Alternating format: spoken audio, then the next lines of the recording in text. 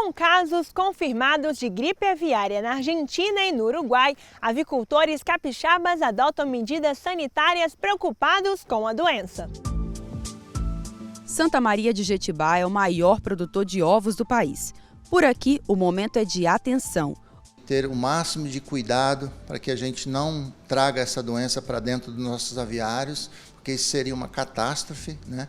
E aí os nossos associados têm que seguir rigorosamente a recomendação do nosso veterinário. O foco está em manter as granjas protegidas. Se um lote for acometido pela influenza aviária, ele pode ser dizimado pela doença em até 5 dias, 90%. Então, qual é a ação que precisa ser tomada se isso acontecer numa granja? O plano de contingência ele prevê que tem que haver uma atuação muito rigorosa e muito rápida em cima do foco, se acontecer a doença, para que aquele lote possa ser eliminado e que a doença não possa seguir em frente, porque isso pode significar dizimar o plantel local, no caso de Santa Maria do Espírito Santo, de forma muito rápida. A doença, conhecida popularmente como gripe aviária, está se alastrando pelo mundo e chegou à América do Sul. Já foi detectada em países como Chile e Argentina. No Brasil, nenhum caso de influenza aviária de alta patogenicidade foi registrado.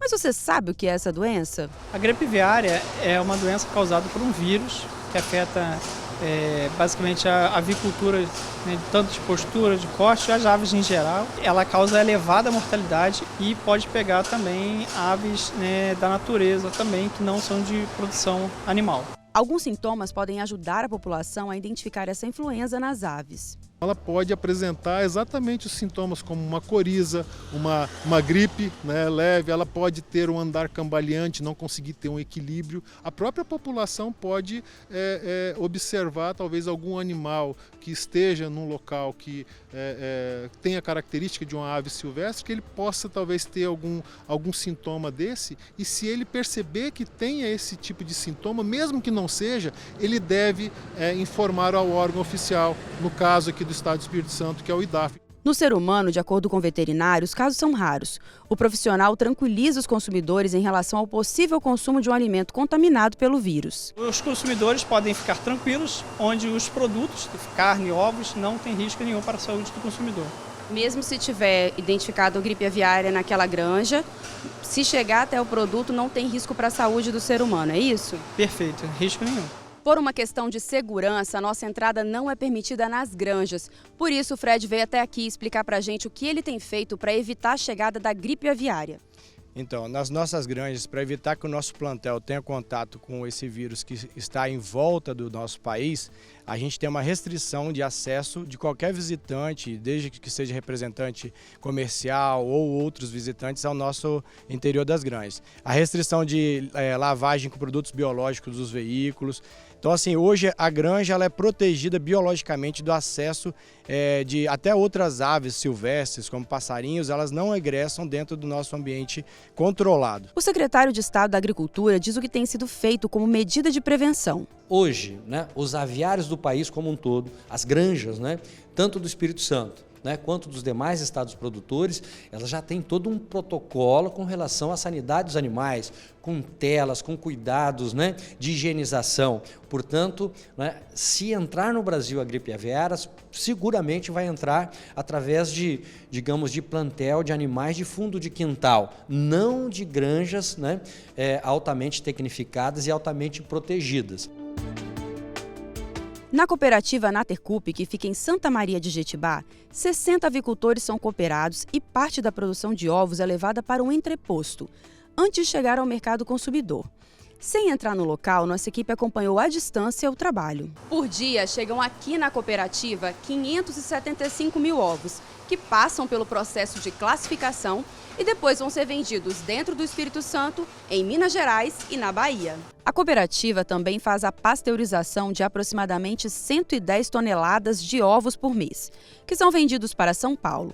Vendo toda essa produção, nem dá para imaginar que o setor passou por grandes dificuldades nos últimos anos. Principalmente dos insumos básicos da ração dos animais, quer dizer, o milho e a soja. Esses produtos, para você ter uma ideia, nos últimos 3 anos eles chegaram ao ponto de sair de R$50 a saca do milho, atingir quase R$120. Isso impactou muito no setor produtivo, né? E fez com que ao longo desses meses, dos anos aí, o produtor sofresse muito em relação a esses custos, porque ele não conseguiu fazer o repasse aos seus produtos finais. Segundo Nélio, 40 produtores deixaram de produzir ovos no estado, principalmente em 2021 e 2022. Com a crise, Fred diminuiu em 60% a quantidade de aves e precisou se desfazer de patrimônios para se manter na atividade. Por dia, a propriedade dele produz em torno de 220 mil ovos, mas esse número poderia chegar a 350 mil. Hoje a gente tem uma ociosidade de 40%, porque a avicultura ela não se restabelece em 30, 40 dias. São 7 meses para eu criar um novo lote. Então isso demanda bastante recurso, a gente vem batalhando dia a dia para atender a demanda.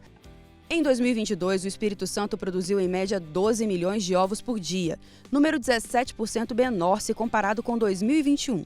Atualmente, o estado ocupa a 3ª posição no mercado nacional. O Brasil produziu 52 bilhões de ovos no ano passado. O setor se recupera da crise econômica, mas segue em alerta para o problema sanitário. A gripe aviária acendeu o alerta vermelho. O diretor da associação deixa um recado para os produtores. O produtor precisa literalmente fechar a porta da granja dele para que possa evitar de que algum meio possa atingir, por influenza aviária, o seu plantel.